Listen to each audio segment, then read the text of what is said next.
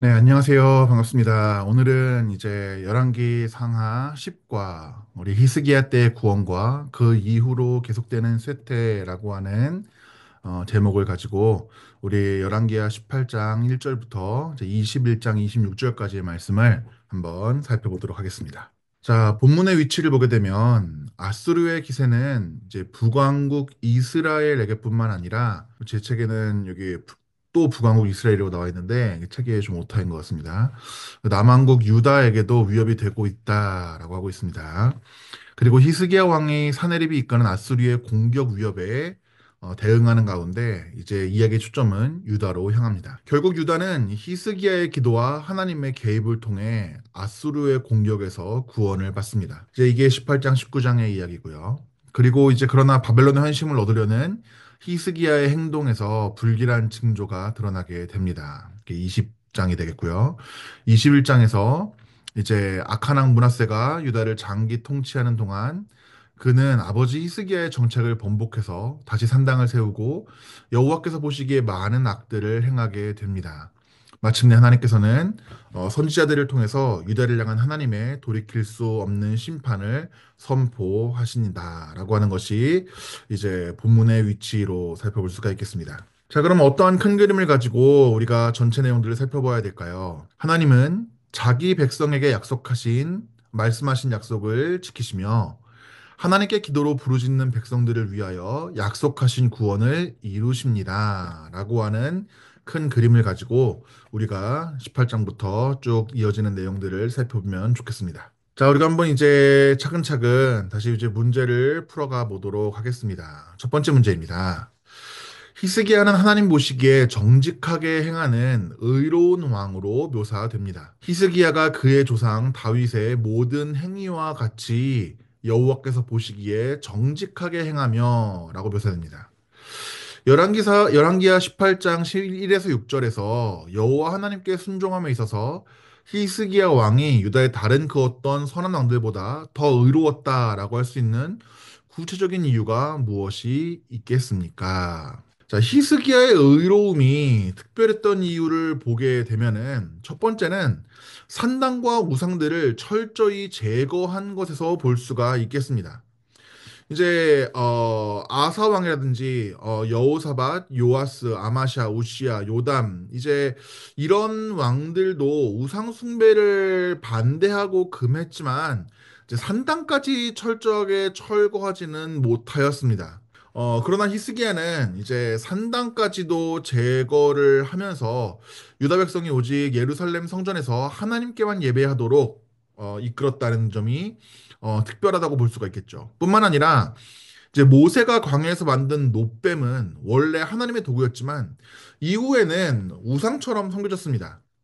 히스기야는 하나님이 주신 것이라도 그것이 우상 숭배의 대상이 된다면 단호하게 제거해야 된다고 판단하여서 그것을 부수는 결단을 내리게 됩니다. 그래서 이것은 하나님을 향한 철저한 신실함과 결단력이 보여주는 행동이었습니다. 그러기에 히스기야는 단순한 우상 제거가 아니라 유다의 신앙을 온전히 개혁하고 하나님을 향한 순수한 예배를 회복하려고 했다. 그리고 특별히 산당 철거와 우상 관습의 철폐를 철저하게 했다라는 점에서 유다 역사에서 독보적인 신앙의 모습을 보여주게 됩니다. 또한 여호와만을 온전히 의지했다라는 점에서 우리는 그 특별함을 볼 수가 있습니다.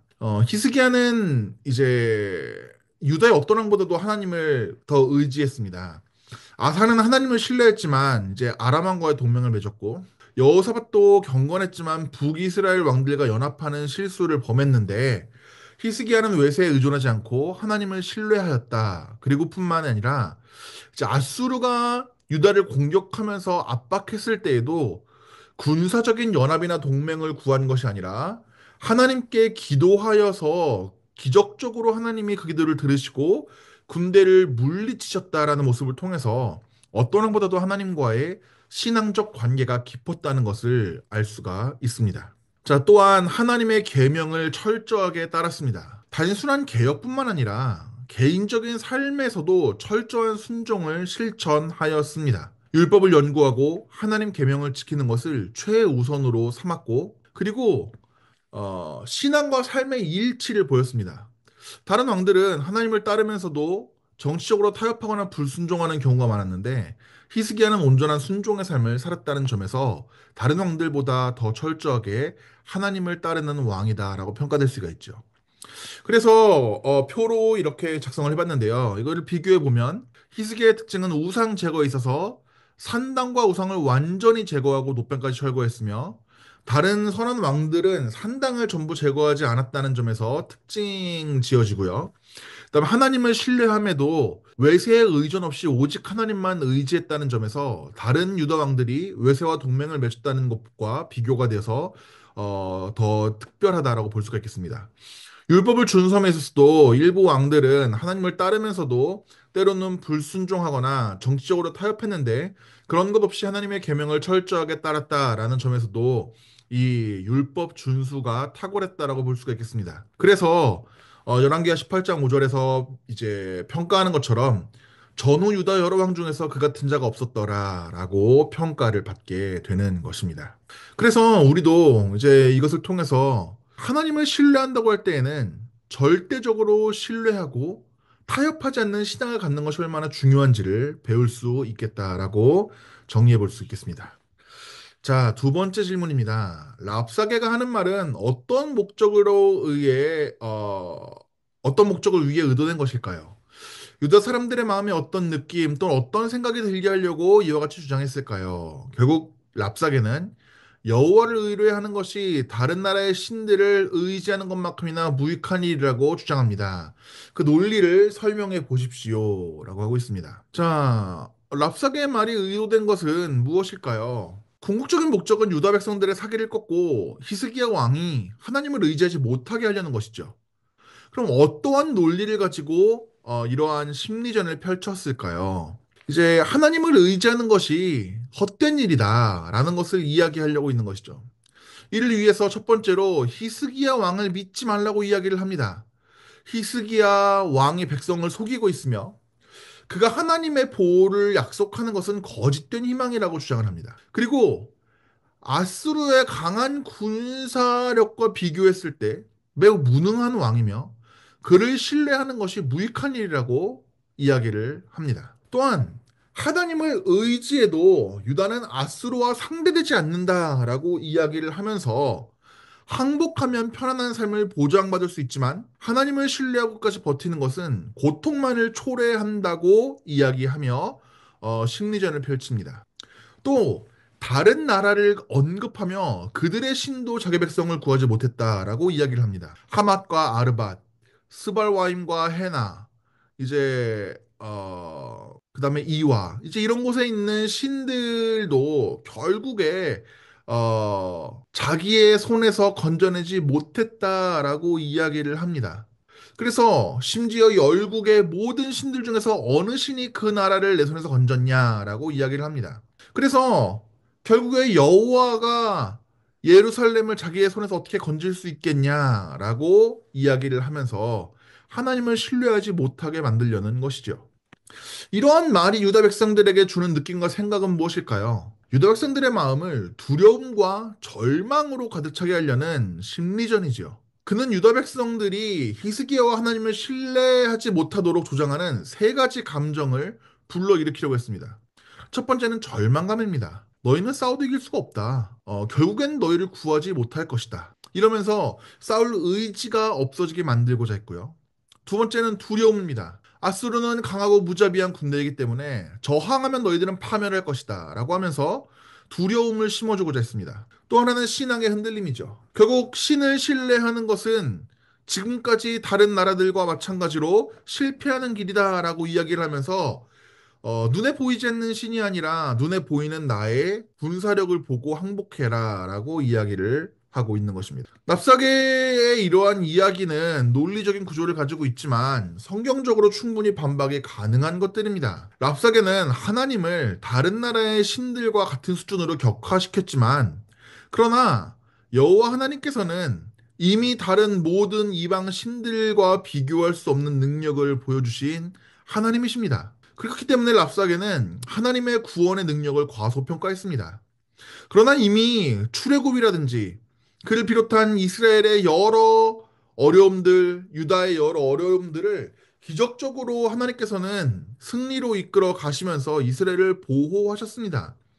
이러한 것들을 알지 못하는 랍사게는 하나님이 유다를 구원할 능력이 없다고 과소평가한 것이죠. 또한 랍사게는 압수르가 강한 이유가 그들의 군사력 때문이라고 주장하지만 성경에서는 하나님께서 온 역사를 주관하시면서 이방 나라들이 강한 것도 하나님이 두셨기 때문이고 나아가 분명히 이사야서 14장에서 이야기하고 있는 것처럼 이방 나라의 계획이 아무리 크다 해도 여호와의 계획이 반드시 서리라라고 하는 말씀을 통해서 하나님께서는 역사의 주관자이심을 보여주시는 것이죠. 그래서 결론적으로 랍사게는 계속해서 하나님을 신뢰하고 하나님을 의지하는 왕을 신뢰하고자 하는 유다 백성들에게 두려움과 불안함과 절망감과 신앙의 흔들림을 통해서 아수르에게 항복하게 만들고자 하였습니다. 오늘날도 마찬가지죠.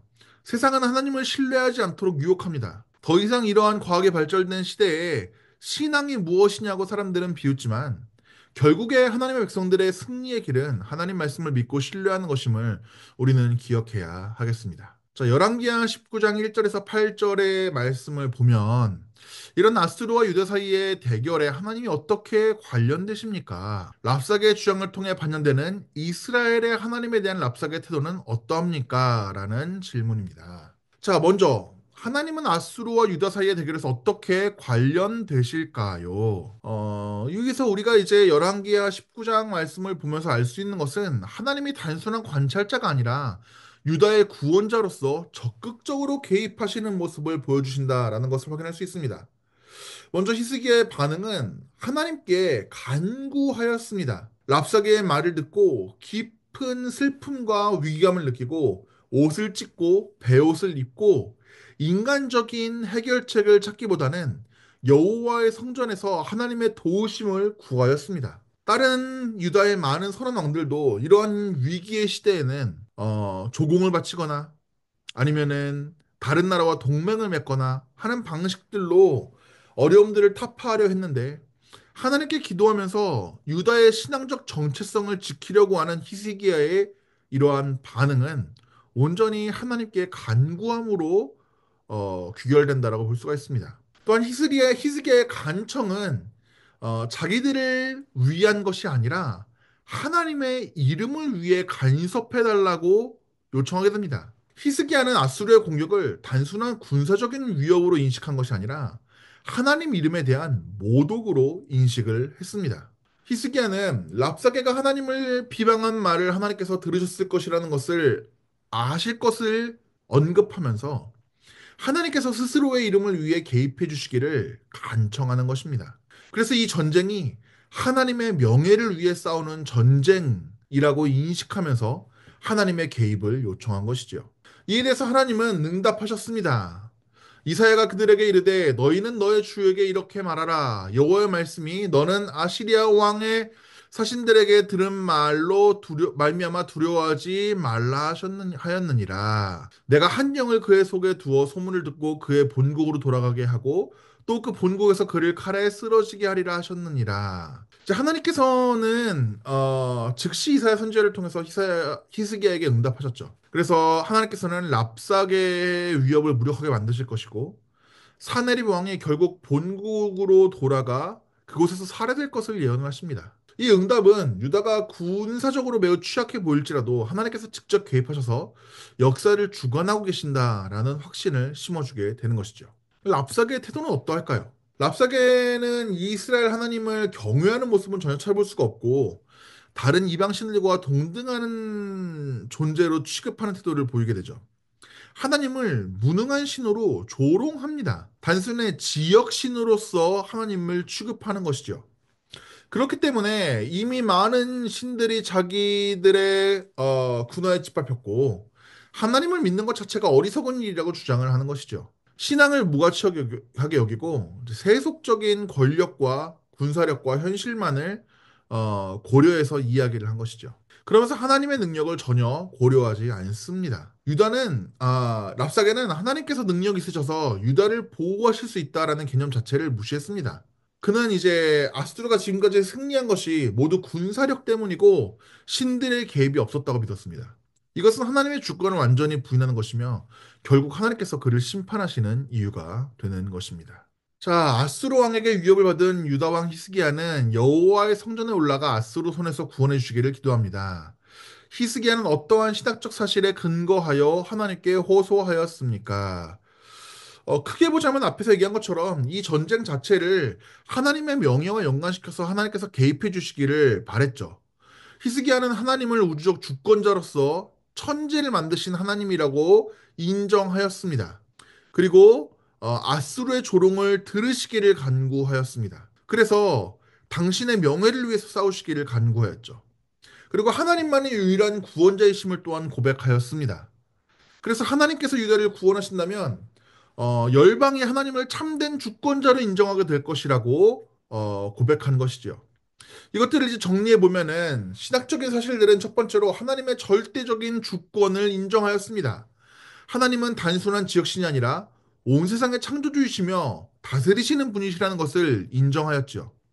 그리고 하나님의 영광을 위하여 또한 기도하였습니다. 이 사내림 왕이 하나님을 모욕하고 랍사게가 하나님의 영광을 짓밟은 것은 하나님이 당신의 영광을 위해서 개입하셔야 될 일이라고 인지하였습니다. 그리고 하나님만이 살아계신 하나님 참 하나님이라는 사실을 가지고 이제 기도하였죠.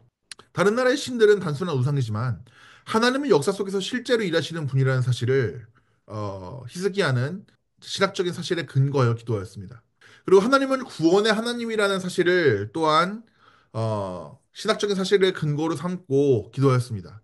그래서 유다를 구원하심으로 말미암아 온 세상의 여호와가 홀로 참 하나님이실 것을 알게 될 것이다라고 기도하였죠. 이렇게 보면 하나님 히스기야는 자신의 기도를 통해서 하나님의 주권, 하나님의 명예 또는 영광, 하나님의 참되심, 살아계심, 하나님의 구원의 역사라는 신학적 기초를 확고히 세우면서 기도했다라고 볼 수가 있겠습니다. 자, 아수르 왕의 몰락과 관련하여 이사야가 히스기야에게 전한 메시지는 세 단락으로 구성됩니다.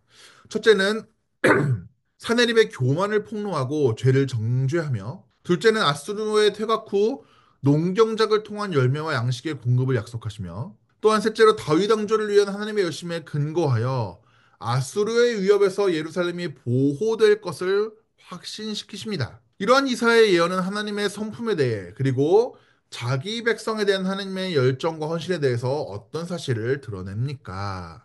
자, 이사의 예언은 세 부분으로 나뉘죠. 이제 교만에 대한 하나님의 정죄입니다. 처녀딸 시온이 너를 멸시하며 조롱하였으며 딸 예루살렘이 너를 뒤에서 비웃었느니라. 내가 누구를 비방하며 회영하였느냐? 누구를 향하여 목소리를 높이며 눈을 높이 떴느냐? 이스라엘의 거룩한 자를 향하여 그리하였도다. 자, 하나님께서는 사내립 왕의 교만을 직접 지적하시고 그의 말이 단순한 인간의 오만이 아니라 하나님의 권위를 회방한 것이라고 강조하십니다. 아수르는 강대국이 아니라 하나님의 시선에서 교만한 국가였습니다. 그래서 잠언 16장 18절에서 나오는 것처럼 교만은 패망의 선봉이요라고 이야기했는데 하나님께서는 이 교만을 심판하시는 심판자로서 교만한 사나립에 대해서 정죄하십니다. 또한 유다의 회복과 양식을 통한 보호입니다. 하나님께서는 자기 백성들을 돌보시고 회복시키시는 분이십니다. 야스로의 침략과 전쟁으로 인해서 유다는 황폐해졌지만 하나님은 백성이 다시 뿌리를 내리고 열매 맺을 것을 도우실 것을 약속하신 분이십니다. 전쟁 후에도 유다는 계속 생존할 것이며 하나님이 직접 그들을 먹으시고 공급하실 것이라는 보장이 주어진 것이죠. 그래서 하나님께서는 자기 백성이 단순히 살아남는 것이 아니라 번영하고 뿌리내리도록 회복시키시는 하나님이시라는 것을 알 수가 있습니다. 또한 다윗 왕조를 향한 하나님의 열정과 예루살렘의 보호를 볼 수가 있습니다. 나는 이 성을 보호하여 구원하리라. 나를 위하여 또 내 종 다윗을 위함이라 라고 이야기합니다. 이것을 통해 우리가 알 수 있는 것은 하나님의 성품은 하나님은 자신의 언약을 신실하게 지키시는 분이라는 것을 알 수가 있습니다. 하나님은 단순히 유다를 위해서가 아니라 나를 위해서 내 종 다윗을 위해서라고 말씀하십니다. 이것은 하나님께서 다윗과 맺으신 언약, 내 왕위가 영원히 견고하리라를 신실하게 지키시고 계시다는 증거입니다. 그래서 하나님은 자기 백성을 사랑하시고 약속을 반드시 지키시는 신실하신 하나님이십니다. 이거를 정리해 보면 다음 표와 같습니다. 하나님의 성품은 교만한 자를 심판하시고 또한 자신의 백성들을 회복시키시고 공급하시며 또한 언약을 잊지 않으시고 신실하게 지키시는 하나님이시다라는 것을 우리는 본문을 통해 확인할 수가 있습니다. 자, 열왕기하 20장 1절에서 11절에서 히스기야는 자신이 죽게 될 것이라는 말을 이사야에게서 듣습니다. 그러나 히스기야는 여호와께 부르짖며 간구한 가운데 15년을 더 살 것이라는 응답을 얻습니다. 히스기야의 기적적인 치유 경험에도 불구하고 히스기야의 태도가 여호와를 온전히 기쁘게 하지 못했다는 암시를 본문에서 볼 수 있다면 설명해 보십시오. 자, 히스기야가 우리가 잘 알고 있는 것처럼 이제 내 집을 정리하라 내가 죽고 살지 못하리라고 하신 이제 이 말씀에 대해서 낫을 벽을 향하고 기도하면서 주 앞에서 진실과 전심으로 행하고 선하게 한 것을 기억해 달라고 이야기를 하면서 이제 15년을 더 살 것이라는 응답을 받게 되지요. 이 응답은 이제 단순히 히스기야 개인뿐만 아니라 예루살렘과 다윗 왕조의 보호와도 연결되어 있다는 것을 우리는 알 수가 있습니다. 그런데 히스기야의 태도가 하나님을 온전히 기쁘시게 하지 못했다라고 할 수 있는 부분들을 살펴볼 수가 있습니다. 먼저는 이제 기도할 때 자기 의를 강조하는 기도의 태도가 온전하게 하나님을 기쁘시게 하기 어려웠다라고 볼 수도 있겠습니다. 이제 내가 이렇게 행하였기 때문에 그 보답으로 하나님께서 내 생명을 연장시켜 주십시오라고 하는 기도의 뉘앙스가 보이게 됩니다. 내 공로가 이렇게 있으니까 이 공로에 대한 보상을 주십시오라는 것처럼 볼 수가 있는 대목이죠. 하지만 진실한 신앙의 기도는 자신의 의로움을 내세우기보다는 하나님의 은혜를 간구하는 기도입니다. 그래서 분명히 이 기도가 뭐 아주 잘못됐다라고 말할 수는 없겠지만 하나님을 온전히 기쁘시게 하기 위해서는 자신의 의를 강조하기보다는 지금까지 자기를 보호해 주시고 지켜주시는 하나님, 나를 한 번 더 보호해 주시기를 바랍니다. 라고 겸손하게 기도하였더라면 하나님께서 기도를 좀 더 기뻐하시지 않으셨을까 하는 생각을 해볼 수가 있겠습니다. 또 하나는 이제 분명한 사실은 바벨론 사신에게 자신의 부와 권력을 과시하는 태도를 보였죠. 사실 이것을 통해서도 앞에서 나온 기도에서 자기 의를 강조하는 모습들이 다소 이제 하나님께 온전하지 못했다라고 볼 수 있는 이 근거가 여기에 있습니다. 이제 바벨론에게서 온 사신들에게 하나님의 영광을 나타내고 기도의 응답을 나타내기보다는 자신의 부와 국력을 과시하는 모습을 보이게 됩니다. 그래서 하나님을 신뢰하기보다는 인간적인 방법으로 명성을 얻으려고 하는 모습을 볼 수가 있는 것이죠. 이러한 모습에서 하나님을 온전히 기쁘게 하지 못하는 모습이 나타나게 되죠. 또한은 자신의 생명의 연장 이후에 다가올 심판에 대한 무관심한 태도입니다. 히스기야는 바벨론의 사절에게 모든 보물을 보여준 후에 바벨론이 유다를 침략할 것이라 하나님의 심판을 듣게 됩니다. 근데 자기가 죽을 것이라는 예언을 들었을 때에는 하나님께 간절히 기도하면서 자신을 살려달라고 기도하는데 자신이 죽은 이후에 이루어질 심판에 대해서는 개의치 않는 모습을 보여주죠. 이러한 모습들은 자신의 생명이 하나님의 언약 가운데 세워진 나라보다 더 중요하다고 인식하는 히스기야의 모습을 우리는 볼 수가 있는 것입니다. 그래서 정리해 보면은 자기의 의를 강조함으로써 겸손함이 부족하였고 바벨론 서신에게 부와 국력을 과시함으로써 하나님의 영광이 아닌 자신의 권력을 강조하고자 하였고 나라의 미래가 심판이 있을 것이라는 그 예언 앞에서 하나님의 언약에 대한 책임감이 부족했다라고 살펴볼 수가 있겠습니다. 그렇기 때문에 이제 우리도 우리의 신앙에 표현할 때 있어서 중심에 하나님을 향한 겸손과 신뢰 그리고 하나님에 대한 이 언약의 성취를 향한 소망함이 우리의 인생의 중심으로 세워져야 된다라고 하는 교훈들을 볼 수가 있겠습니다. 자, 히스기야가 바벨론에서 온 사자들에게 자기의 보물고의 모든 것을 다 보여줬을 때 그 동기는 무엇입니까? 이사의 예언에 대한 히스기야의 반응을 통해 엿볼 수 있는 히스기야의 태도는 또 무엇입니까? 첫 번째로 히스기야가 바벨론 사자들에게 보여준 동기는 분명하죠. 이제 첫 번째는 바벨론과 함께 이제 외교적 동맹을 강화하려는 정치적인 목적이 있었겠죠. 그래서 호의를 그렇게 베풀어 주면서 이 바벨론과의 어떤 외교 관계를 강화하고자 하는 의도가 있었을 것입니다. 그것이 이제 이전에는 하나님을 온전히 의지하고 겸손했는데 자기의 의와 또한 자기의 권력을 이렇게 보여주려고 하는 교만한 마음 가운데에서 야술에 대항하는 동맹을 만들고자 의도하는 마음이 있었을 것이라고 살펴볼 수가 있습니다. 또한 하나님께서 베푸신 은혜를 자기의 성취로 여긴 교만한 마음을 또한 그는 갖고 있었죠. 하나님께서 기적적으로 치유해 주셨고 아수르와의 전쟁에서도 하나님의 놀라운 능력으로 구원을 베푸셨음에도 불구하고 하나님께 영광을 돌리는 것이 아니라 자신의 부와 국력을 자랑하는 모습을 보이게 됩니다. 그래서 하나님을 의지하기보다는 인간적인 방법으로 국제적 지위를 강화하려는 태도를 보이게 되는 것이죠. 이제 이것이 히스기야의 실수라고 볼 수 있겠습니다. 이제 이사야 선지자는 여기에 대해서 이제 내 집에 있는 모든 것과 내 조상들이 오늘까지 쌓아둔 것이 모두 바벨론으로 옮겨지고 하나도 남지 않을 것이다라고 이야기합니다. 근데 히스기야는 아주 독특하게 반응을 하죠. 당신이 전한 바 여호와 말씀이 선한 소식이라고 합니다. 내 생전에 태평과 진신이 있을진데 어찌 좋지 않으리요 합니까? 아니하리요라고 이야기를 합니다. 유다의 멸망이 있을 것이라고 심판이 있을 것이라고 이야기를 하게 되고 그 전쟁의 계기가 자신이 군사력과 보물을 모두 바벨론에게 보여준 것인데 근데 뭐랄까요?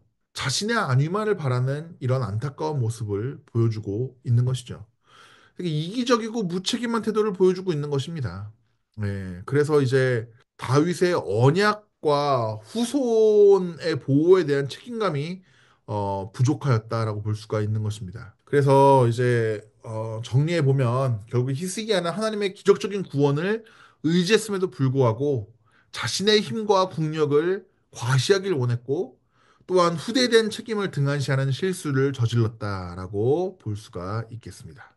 자, 열왕기하일 21장 1에서 9절에서 유다왕 므낫세의 죄악이 기록이 됩니다. 므낫세는 역대 유다왕들 가운데서도 가장 악한 왕으로 평가를 받습니다. 므낫세의 55년간 통치는 유다를 극심한 번제를 인도했으며 이 수준은 이스라엘이 약속의 땅에서 몰아냈던 이방 여러 민족의 범한 죄악보다 더 심각했습니다. 7, 8절에 따르면 므낫세의 통치는 예루살렘 성전에 어떤 영향을 주었습니까? 첫 번째로 므낫세는 성전을 더럽혔습니다. 아세라 목상을 성전에 세우고 그리고 이방 신들을 하나님의 예루살렘 성전에서 이제 제사를 드리게 함으로써 이 성전을 거룩한 곳으로 취급하지 않고 이방 신들로 더럽히게 되었죠. 그래서 이제 므낫세의 통치로 인해서 어떠한 타락들을 겪었는지 자세히 보게 되면 첫 번째로 아세라 목상을 세우게 됩니다. 이제 아세라는 여러분들이 아마 잘 아시는 바와 같이 가나안 땅의 신화에서 이제 바알의 아내로 여겨지는 풍요와 다산의 여신입니다. 그래서 이제 이방신을 위한 목상을 하나님의 성전 안에 세우는 이제 극단적인 신성모독 행위를 저지르게 되었죠. 그래서 성전이 하나님의 이름이 아닌 이방 신들의 이름이 있는 곳이 되어버리게 됩니다. 하나님께서는 다윗과 솔로몬을 통해서 성전이 오직 하나님의 이름을 두는 곳이라고 선언하셨습니다. 그러나 므낫세는 이방 신들을 위한 제단을 성전 안에 세움으로써 하나님의 성소를 더럽혔습니다. 이것은 하나님이 거하시는 곳을 무너뜨리고 유다가 하나님의 보호를 잃는 결과를 초래하게 되는 것이죠. 그리고 이것은 하나님의 언약을 정면으로 거스르는 것이 됩니다. 이제 므낫세의 죄는 물론 단순히 우상 숭배라고 얘기할 수 있겠지만 왕으로서의 므낫세의 이러한 범죄는 유다 전체를 하나님의 언약으로부터 끊어지게 하고 하나님의 축복으로부터 유다 전체를 멀어지게 만드는 중차대한 잘못을 저지른 것이라고 볼 수가 있겠습니다. 이것을 통해서 우리가 생각해 볼 수 있는 점들은 결국에는 하나님 외에 다른 것들을 선택하고 섬기는 것은 신앙과 공동체를 파괴한다는 것입니다. 교회에서도 우리가 뭐 교회 안에서 다른 신들을 섬기지 않더라도 하나님만큼 성도들 간의 친목 활동이나 아니면은 교회의 본질보다 비본질적인 것들을 교회의 중심으로 삼으면서 교회가 서게 되면 정치적인 이념 아니면은 경제적인 유익 이런 것들이 이 교회의 중심에 서게 되면 결국에 그것은 신앙과 공동체를 파괴한다라고 볼 수가 있겠죠. 그리고 결국에 하나님의 말씀을 무시하는 경우에는 결국에는 심판이 임한다라는 것을 우리는 배울 수 있어야 할 것입니다. 그래서 우리가 이제 하나님 말씀을 우선으로 삼고 우리의 가장 작은 성전인 우리의 몸부터 시작해서 우리의 가정, 그 다음에 함께 모이는 교회, 이 신앙의 모든 공동체들이 하나님 말씀을 우선으로 하고 다른 것들로 그 중심이 채워지지 않도록 살아가는 것. 이것이 오늘 본문에서 얻을 수 있는 교훈이다라고 얘기할 수가 있겠습니다. 다음 문제를 보게 되면 열왕기하 21장 10절에서 15절에서 하나님은 유다와 예루살렘을 향해 재앙과 멸망을 선포하십니다. 이는 그들의 죄악으로 말미암은 것이며 하나님은 유다와 예루살렘을 그들 원수들의 손에 넘기실 것을 약속하십니다. 본문에 사용되는 심상들은 이 심판의 끔찍한 실상들을 어떤 방식으로 강조합니까? 이 예언을 받는다면 마음에 어떤 느낌이나 기분이 들겠습니까? 자, 먼저는 심판의 심상을 통해 강조되는 끔찍한 실상들은 첫 번째로 유다의 심판이 북이스라엘과 같을 것이다 라고 얘기를 합니다. 자, 북이스라엘이 어떻게 됐죠? 북이스라엘은 이제 그 중심의 수도인 사마리아를 보게 되면 아수르에 의해 멸망되고 백성들은 포로로 끌려가게 됩니다. 근데 유다에게 동일한 심판이 주어진다고 하는 것은 유다도 바벨론에서 완전히 무너지고 백성들이 포로로 끌려가게 되는 북이스라엘이 처했던 비참한 운명을 동일하게 맞이할 것이다 라고 하는 것이죠. 그리고 접시를 씻어 뒤집어짐 같이 예루살렘을 철저히 멸망시키실 것이라고 말씀하십니다. 이것은 무엇입니까? 이스라엘의 완전한 멸망을 상징합니다. 접시는 음식을 담는 유용한 도구이지만 그건 똑바로 깨끗한 상태로 세워져 있을 때 음식을 담습니다. 하지만 씻어서 뒤집어 놓다는 것은 무슨 의미죠? 더 이상 그 위에 음식을 담을 수가 없다는 것을 의미합니다. 그러니까 완전한 멸망을 상징하고 여태까지 그 접시에 음식이 있었다는 아무런 흔적도 없이 버려질 것을 의미하고 있는 것입니다. 세 번째는 이제 하나님께서 더 이상 유다를 보호하지 않으실 것이다 라고 하는 것입니다. 나의 기업에서 남은 자들을 버려라고 말씀하시는데 이것은 하나님이 더 이상 유다를 내가 선택한 백성으로 보지 않겠다라고 하시는 의미입니다. 그리고 원수들의 손에 넘기겠다라고 하는 것은 유다가 철저하게 멸망할 것을 이야기하는 것이죠. 실제로 유다는 바벨론에 의해 멸망당하고 성전이 파괴되고 왕과 백성들이 포로로 끌려가게 되죠. 결국에 이것은 유다가 하나님과의 특별한 관계를 잃어버리고 철저한 심판을 받을 것임을 강조하는 것입니다. 또한 유다가 조롱과 약탈의 대상이 될 것이다 라고 이제 합니다. 이것은 단순한 심판으로 말미암은 패배가 아니라 유다가 매우 수치스럽고 비참한 상태로 전락될 것이라는 것을 보여주고 있는 것입니다. 자, 이런 예언을 받으면 어떤 기분이 들까요? 이사야나 예레미야의 선지자의 경고를 들었던 당시 유다 백성들은 이런 감정을 느꼈을 것입니다. 첫 번째로 절망과 두려움입니다. 하나님의 보호 아래 있던 나라가 이제는 철저하게 버려지고 원수들에게 넘겨진다라고 하는 소식은 극도의 절망감을 불러왔을 것입니다. 접시를 뒤집듯 멸망한다. 이것은 앞으로 미래가 없다는 의미니까 극심한 두려움과 절망감을 느꼈을 것입니다. 두 번째는 충격과 거부감이겠죠. 이제 사람들, 특히 이제 유대 사람들의 입장에서 본인들은 하나님의 선택받은 민족입니다.